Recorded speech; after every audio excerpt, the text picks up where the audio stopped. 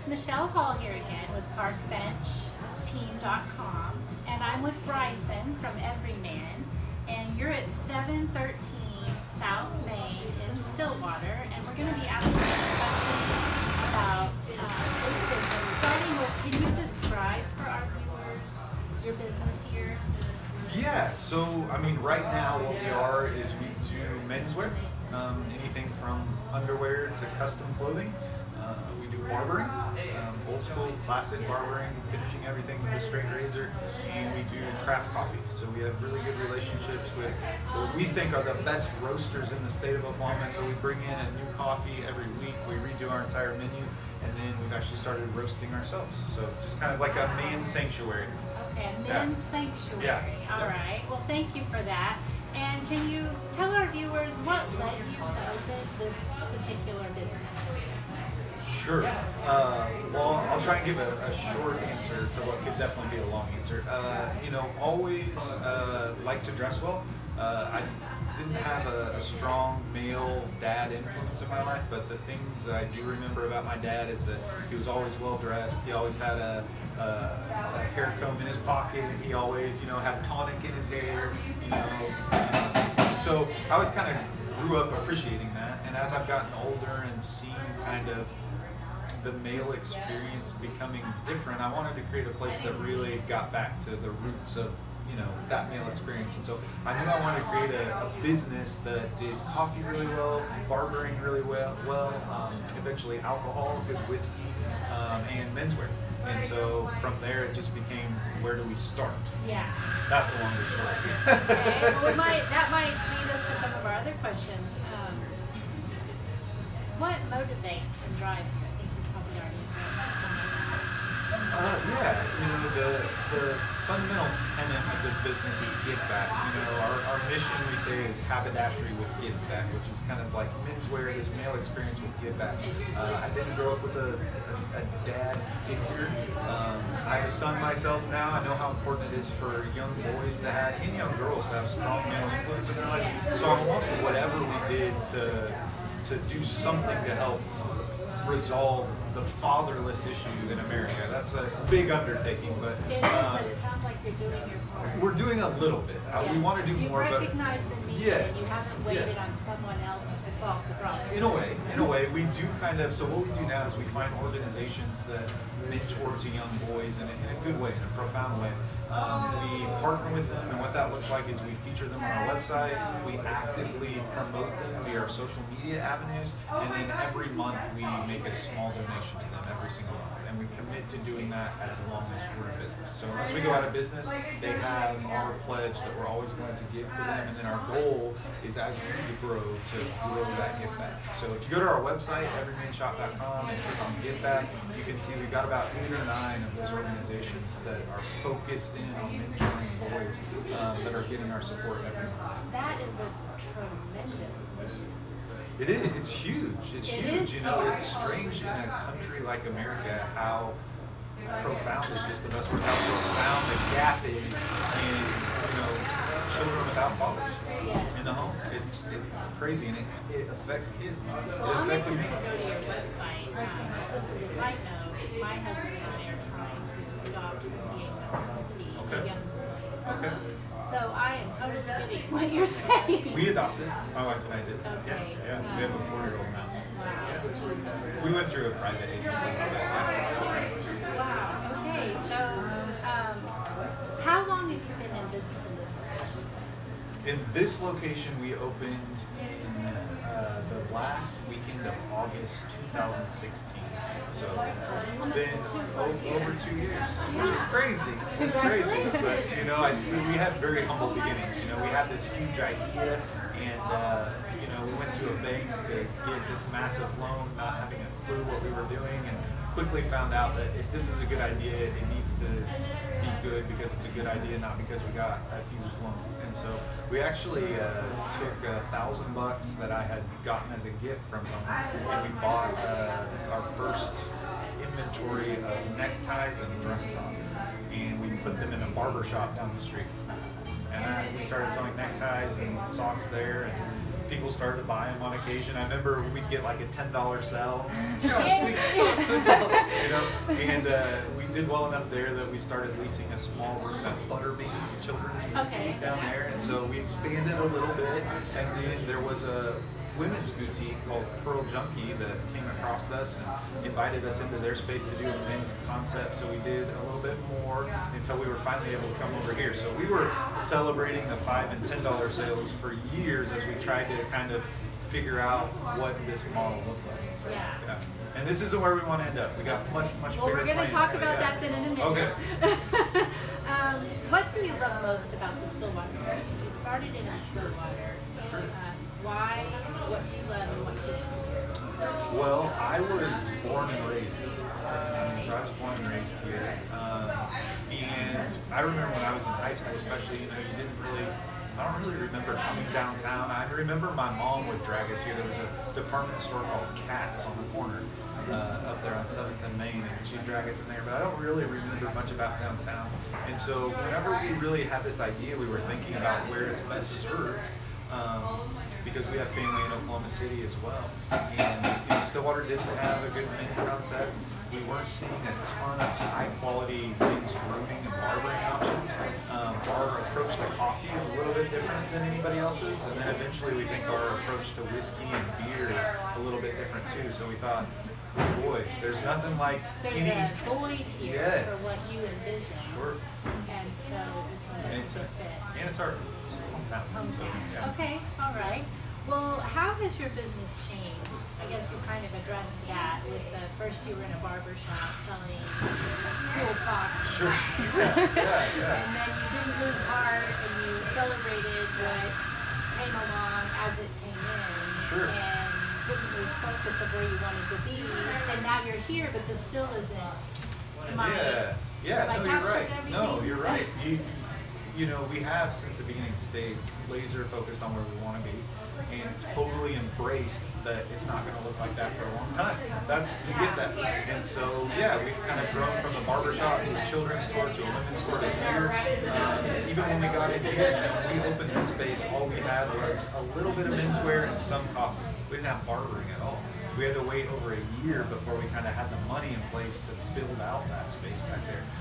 And even now, we can't do the alcohol presence we really want to do in this space. That's why we're looking forward into the future. So we've always known since 2014 when we started selling neckties in the barbershop that it was going to be a gradual process. We're totally playing the long game. We're cool with that. We don't need to be an overnight success. So we know that there's a bunch more steps that we got to take to get where we want to be, and we're excited that we feel like we're in the latter stages of that. We're getting closer. I can feel that excitement. I'm excited for you. What do you hear your customers saying that they love most about shopping here with you, whether it's in the barber shop or your coffee? Yeah, we're always open to feedback. We're not too arrogant enough to think that we've got it all figured out. I think people like the uniqueness of the concept, being able to come in, shop for a pair of dress shoes, grab a coffee and a shave. Yes. Kind of cool. But I have to say, to me as the owner, my focus for the past 6 months and probably going forward into perpetuity is on the people. The people that we hire here, I think, are just the best. We hire a lot of students, are the best student employees Stillwater has. I've got to say it. But we're getting into a point where we're starting to bring on more full-timers. And I think ultimately, in today's retail environment, you're not selling a cup of coffee, you're not selling a whiskey, you're not selling a shoe. You're selling your people. The people, that's people in the experience. Yeah, people come back for that. If we make sure that we're crossing our T's and dotting our I's, and we have a good product, we're well merchandised, we're knowledgeable, like people expect that as a base. But if you can add the personalities of a Matt Sapping dinner, any of our guys that work back here, that's the secret sauce. So I think, and I want to hope that people just keep coming back. I think you have read some of these questions. That is a segue into how do you motivate and encourage your staff? It's hard. It's really, the people part is the hardest, and so I don't think I'm a success story. I think that I still have things I don't do well. I think that as the years go on, I'm putting less, this sounds terrible, but I'm putting less and less focus on hiring and more emphasis on firing, and losing your job here. We've had to let a few people go, but it's not a, you're fired, get out of here thing. It's a, man, love you, come back, let's have a cup of coffee. Like, I'll use me as a reference if it's appropriate, but just not the right person in the right, dynamic. Love that. Yes. And so it's been hard to find those right people. It is terribly difficult to find a good person who feels as strongly about your baby as you do. I honestly think it's impossible. But if you can find those right people that are willing to engage with your customers and then are trainable, that's what I'm looking for. And so, I think that answers it. Yeah, that does a great job answering my question. But then that made me think of one that's not in my deck. Do you feel like since your mission is to mentor boys and men, do you find yourself as an employer seeing where you can mentor these men as they come I would say two things. We've got a lot of ladies that work for us. so not definitely don't have to do that. Employee in Sure. general. Okay. No, but especially I look. It's weird because in my head, I don't know if you're like this. In my head, I'm still a very young person. Oh yes. But working in this town where you get a year older every year and all your employees stay the same age, especially when I see pictures of myself with them, Yes. I'm like, man, I'm older. They're young, So I try to put myself in their situation. If I'm working a job for what we pay, which is not great, but for what we pay, what kind of value can I add? What can I add? And so I try to impart knowledge. I implore them to bring me questions to tell me where they think I'm missing the boat, this place is missing the boat. And then I just try and pour into them in ways that I knew I would have wanted to be poured in. So that's knowledge, of course, experience, of course, but it's also a pizza. It's also, we like to do something every semester where we take them outside of the store. So we do a staff excursion every semester. Like a team building. Yeah. So, but we don't do a ton of team building. We just hang out. Yeah. We just hang out. And I guess sometimes it is. So, last semester we all went. Yeah. Last semester we all went paintballing, and then went out for beer afterwards. We've done an escape room together before, and so. Although you might be getting paid a little bit better than minimum wage, I think the experience you get working here, and hopefully the family, the community that we build, makes it worth it. Yeah, I can see that. As we grow, we may be in a position where we want these part-time college students to turn into full-time employees. That would be great. And it sounds to me like one of the things, you didn't say this, one of the things that might motivate your staff is just that you're approachable. You said you want to be. I try to be. I've been told that I'm a tall guy. I don't always wear facial hair, and I feel like when I'm not smiling, I look kind of mean. So they've told me this. So I'm trying to smile more. Yes, I'm trying to smile more. Okay, and then our last question, I guess, is you've kind of given us a peek of this, but over the next 12 months, what do you see being different about EveryMan? I guess a couple things. I hope we continue to get better. We have things that we're not great at right now still. We have things that we need to fine tune. I'm sure that things will pop up that will be new to us that we need to explore. So I really, the next 12 months, really want to refine some of our processes. I anticipate that we'll be hiring our first non-barber full-time employee, which we haven't had before. So a full-time employee, really, I'm getting to the point where I need some consistency and persistency here in the store, and I'm not here every day.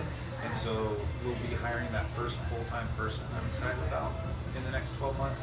And then, listen, our end goal was this just expansive space that, let's just take each individual pillar. Coffee.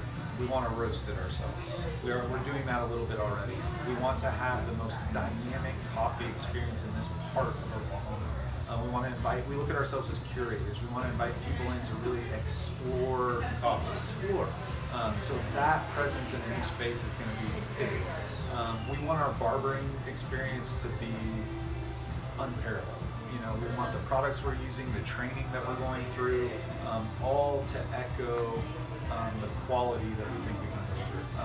We want our menswear to expand. We want to have a good, better, best. We want to have entry-level lines. We want to have high-end lines. We really want to blow up our custom clothing options and get guys into the best fitting clothing, because when you dress really well and you feel good in it, you feel good about yourself. Yes. It just changes. That is with women too. Yes. And sometimes guys just don't know. We don't know. And so growing that part of our business, growing our formal wear business, what we can do at the prom season is really special, but what we do at weddings is really special. We haven't really found anybody in the state that's doing some of the things we're doing in the wedding industry. We really want to kind of blow that out. We've hired basically a part-time, maybe full-time member of our staff in Oklahoma City. We've opened up just an office space there and a co-working spot to expand this wedding industry. And then we really want to get to a point where we get the alcohol presence there. Really elevate whiskey, elevate liquor, and elevate craft beer in Stillwater in an explorative way. Like, we love exploring. I'm the type of person. People talk about my hair a lot. People talk about my hair because I'm always playing with it, I'm always putting stuff in it, and I don't have a go-to product for my hair. I use this as an illustration because we sell a bunch of different products, I try them all. I'm the same way with coffee, I want to try them all. I'm the same way with beer, I want to try them all. So I point out my hair because that approach to my hair is the approach I take to life. I just want to explore different things. If it doesn't work out and I have a bad hair day, I'm cool with that. If I find one that I really like, maybe my hair awesome, but I want to be the type of individual that is exploring. Well, we really appreciate you spending time with us. I'd like to tell our viewers before we close just what your hours are and what maybe your holiday hours will be if they change. Yes, we are open Monday through Saturday, 7 a.m. to 8 p.m. Okay. And then during the holidays, during the month of December, we open on Sundays as well. Okay. Well, we thank you for spending time with us. Thank you. We're going to grab some pictures of things